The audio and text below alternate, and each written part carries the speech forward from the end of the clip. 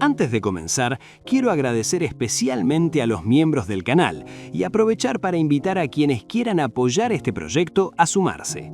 Con la membresía van a tener acceso anticipado a los videos, contenido exclusivo y prioridad para solicitar temas, además de ser mencionados al inicio de cada video. En Constantine, el cuerpo no es un vehículo del héroe ni una carcasa circunstancial.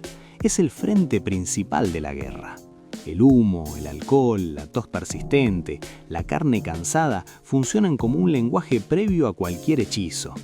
En Hellblazer, de los primeros números, el cuerpo de John aparece siempre un paso antes del desastre, como si la fisiología detectara aquello que la mente todavía se niega a aceptar. Desde una mirada científica, el cuerpo es un sistema de alerta temprana, un sensor saturado que registra amenazas invisibles antes de que se formulen en ideas. Constantine vive en un estado de estrés basal permanente. Su organismo nunca vuelve al equilibrio. Esa falta de homeostasis no es accidental. Es la consecuencia de exponerse voluntariamente a fuerzas que exceden la escala humana. El cigarrillo no es rebeldía estética. Es una microagresión constante que mantiene al cuerpo en modo supervivencia. La bebida no es evasión, es anestesia selectiva. Cada hábito erosiona, pero también afina. El cuerpo se convierte en un instrumento calibrado para detectar el peligro, aunque el precio sea la autodestrucción progresiva. La tensión aparece cuando entendemos que este método no distingue entre amenaza externa y daño interno. El mismo sistema que lo mantiene vivo es el que lo está matando. Y Constantine parece aceptar que no hay forma de separar ambas cosas sin perder su ventaja. A diferencia de otros personajes del cómic, Constantine no confía en el conocimiento abstracto, sino en la experiencia encarnada. En etapas como la de Jamie Delano, el aprendizaje no ocurre en bibliotecas arcanas, sino en pulmones castigados y estómagos revueltos. Desde una lógica biológica, el cuerpo aprende por repetición y trauma. Asociaciones químicas, reflejos condicionados, memorias somáticas. Constantine no sabe que algo está mal, lo siente antes de poder nombrarlo. El humo espesa la percepción del tiempo, el alcohol distorsiona la línea entre causa y efecto, y en ese terreno borroso John opera con comodidad. No busca claridad, busca margen de maniobra. El cuerpo intoxicado no es un error del sistema, es el sistema funcionando como él lo necesita. Pero esta elección tiene una consecuencia inquietante. Al depender de estados alterados, Constantine erosiona la frontera entre intuición y daño neurológico. ¿Dónde termina la sensibilidad sobrenatural y dónde empieza el deterioro cognitivo? En Hellblazer 41, cuando el cuerpo empieza a fallar de manera irreversible, no se trata solo de enfermedad. Es el colapso de un método. La tensión no está en la muerte posible, sino en la pregunta que queda flotando. Si el cuerpo deja de ser fiable, ¿qué queda de Constantine cuando su principal herramienta deja de responder como antes? El alcohol en Constantine no cumple la función clásica de escape, sino la de modulador químico de la culpa. Desde una perspectiva neurobiológica, la culpa no es una idea abstracta, sino un patrón de activación persistente que desgasta el sistema nervioso. John bebe para alterar ese patrón, para introducir ruido en un circuito demasiado estable.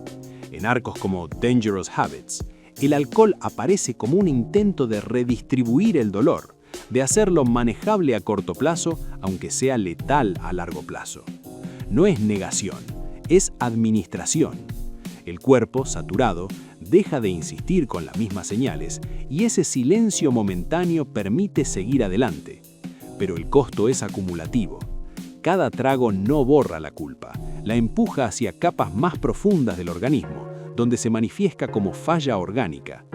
Constantine entiende esto mejor que nadie y aún así continúa.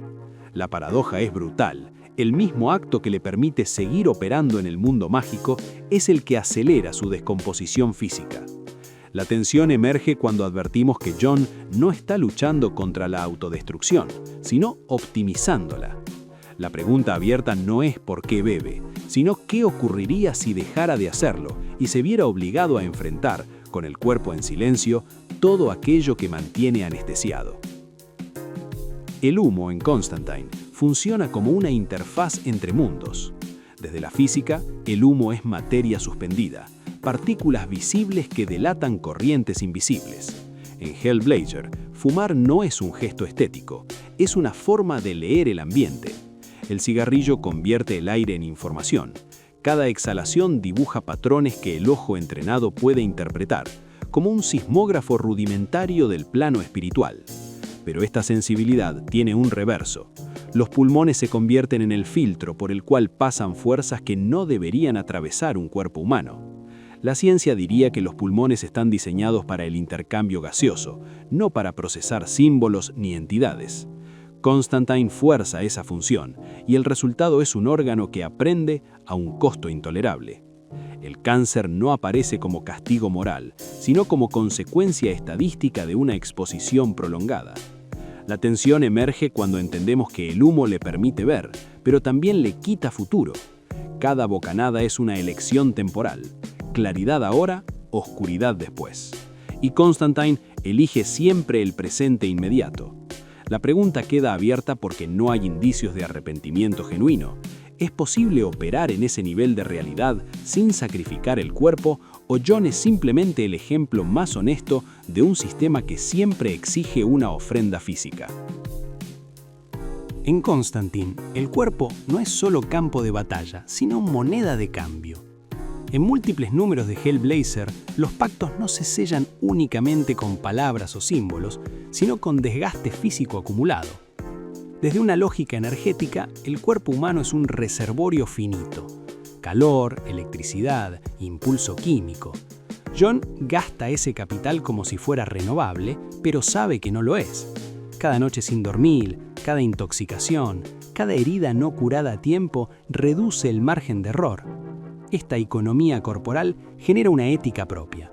Constantine no cree en sacrificios abstractos porque su vida es la prueba constante de que todo tiene un costo medible. El problema es que al normalizar el desgaste, pierde la capacidad de distinguir entre lo negociable y lo irreversible. En arcos posteriores, cuando el cuerpo ya no responde como antes, la narrativa deja de hablar de poder y empieza a hablar de límite. La tensión no está en si John puede ganar una confrontación, sino en cuánto de sí mismo queda disponible para la próxima. La pregunta que se abre no es heroica ni épica. ¿Qué sucede cuando el cuerpo ya no tiene nada más para ofrecer, pero el mundo sigue exigiendo pagos que Constantine no puede dejar de saldar? El deterioro físico de Constantine introduce una dimensión temporal distinta en su narrativa. Desde la biología, el envejecimiento no es un evento puntual, sino una acumulación de microfallas que eventualmente se sincronizan. En Hellblazer, el paso del tiempo se siente en el cuerpo antes que en el calendario.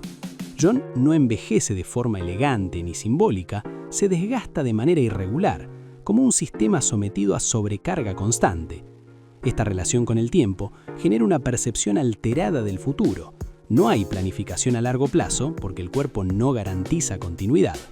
Constantine vive en un presente extendido, donde cada día adicional es una anomalía estadística. El alcohol y el tabaco aceleran este proceso, pero también lo hacen visible, evitando la ilusión de permanencia. La consecuencia es una ética de la hora, donde las decisiones se toman sin la protección de un mañana asegurado. La tensión aparece cuando este presentismo choca con responsabilidades que requieren proyección, consecuencias que se activan años después, deudas que el cuerpo quizá no esté para pagar. La pregunta queda suspendida: ¿hasta qué punto esta forma de vivir es una elección consciente y hasta qué punto es una adaptación forzada a un cuerpo que ya no promete futuro? Constantine desafía la idea de que el cuerpo debe ser protegido para que la mente funcione. En su caso, es el maltrato corporal lo que mantiene la mente afilada. Desde la neurociencia, el estrés agudo puede mejorar ciertos reflejos y capacidades de decisión, pero el estrés crónico degrada el sistema. John vive en ese filo inestable, explotando los beneficios inmediatos mientras ignora, o acepta, el colapso a largo plazo. En Hellblazer durante los 90, esta lógica se vuelve explícita. Cuanto peor está el cuerpo, más despierto parece estar John. Pero esta correlación es engañosa. El cuerpo agotado no amplifica la percepción, elimina filtros. Constantine ve más porque pierde defensas, no porque gane claridad. La consecuencia es una exposición constante a estímulos que un organismo sano bloquearía. La tensión surge cuando esta apertura se vuelve irreversible, cuando ya no puede cerrar la puerta. El cuerpo, una vez entrenado para soportar el exceso, deja de reconocer el límite. La pregunta que queda flotando es inquietante. Si la lucidez de Constantine depende de su degradación física, ¿qué tipo de conocimiento está produciendo realmente y a quién beneficia cuando su cuerpo finalmente colapse? El cuerpo de Constantine también funciona como archivo. Cada cicatriz, cada órgano dañado, cada adicción contiene información sobre errores pasados. A diferencia de la memoria intelectual, el cuerpo no edita ni reescribe, acumula. En Hellblazer, esta memoria somática pesa más que cualquier recuerdo consciente. Desde una mirada científica, el cuerpo recuerda a través de patrones: inflamación crónica, respuestas exageradas, tolerancias alteradas.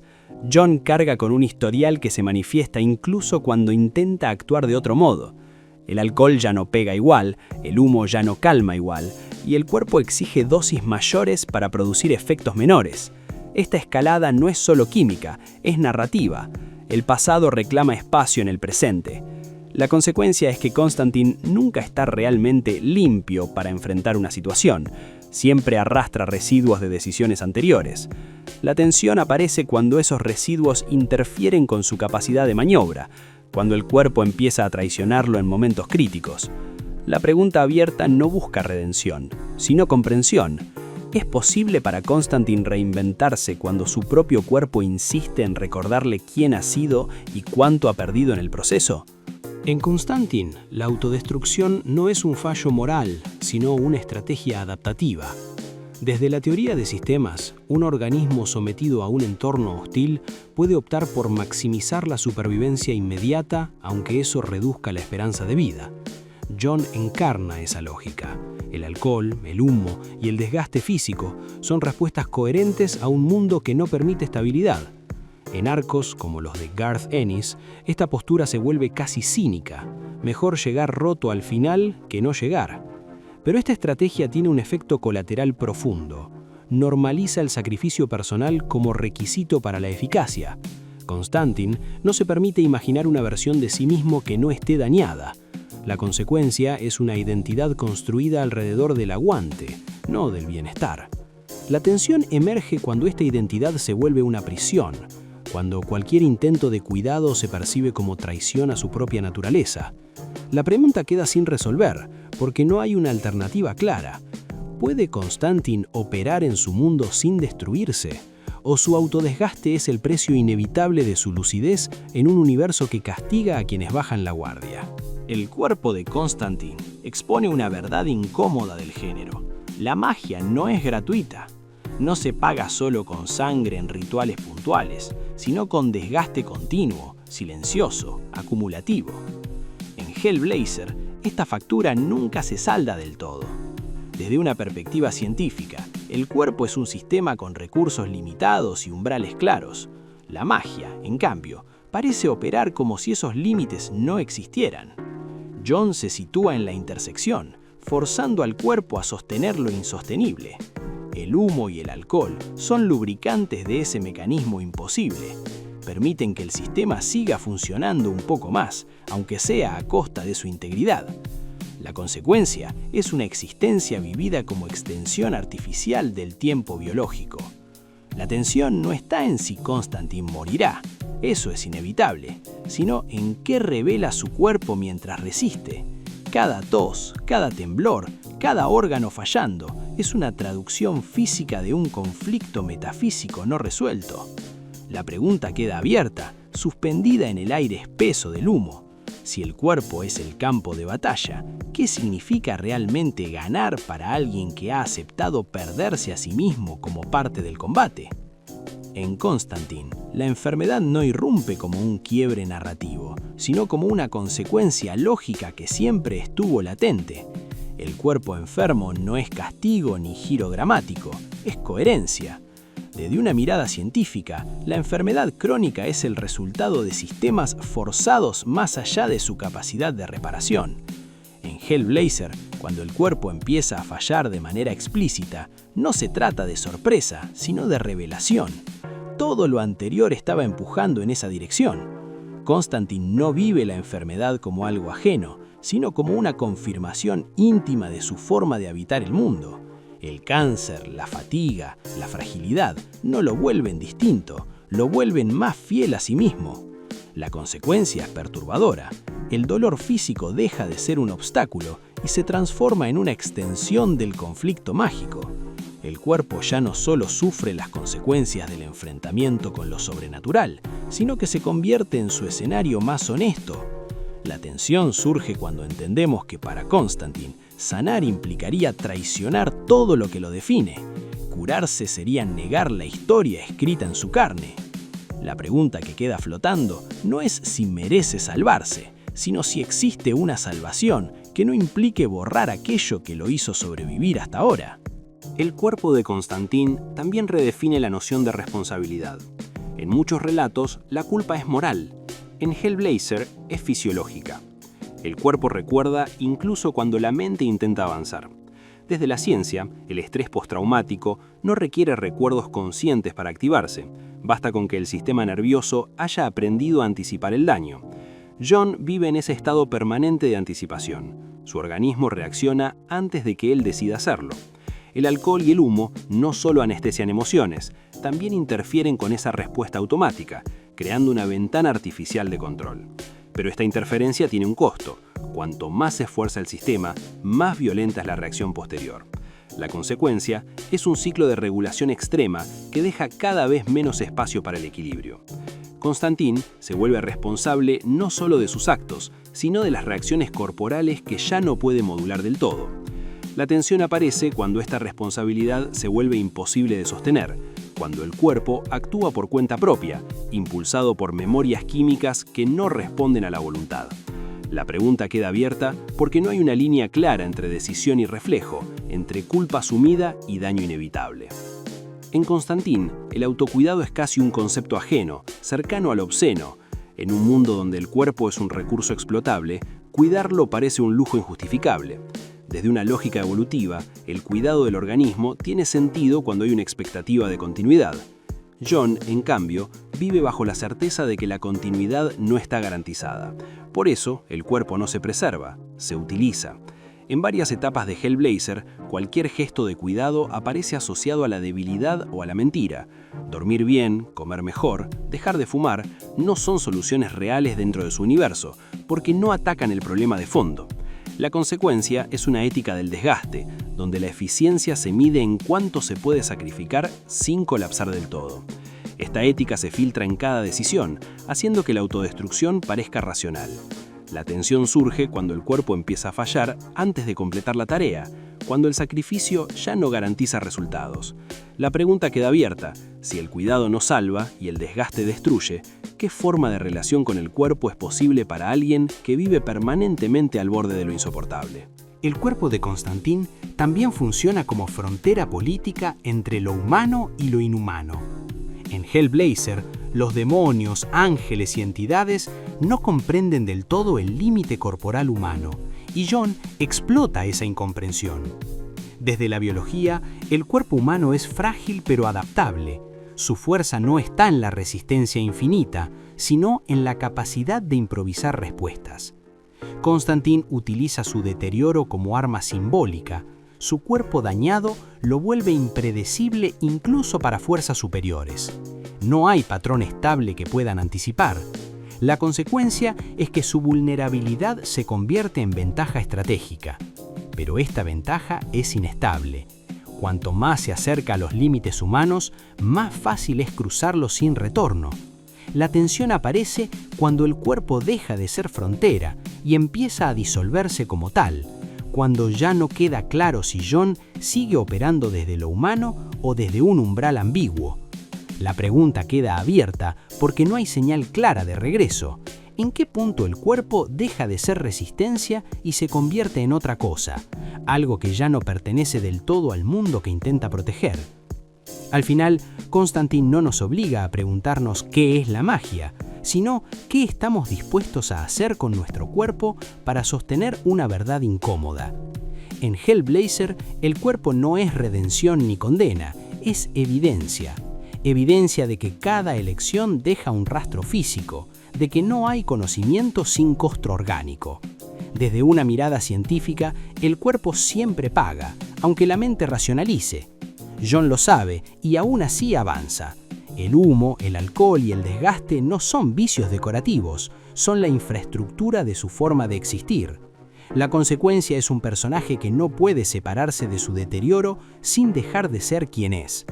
La tensión final no propone cierre ni aprendizaje, propone una incomodidad persistente.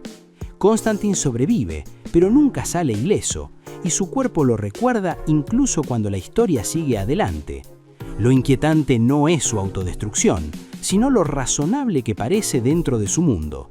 Y esa sensación, lenta y persistente, queda flotando mucho después de que el humo se disipa.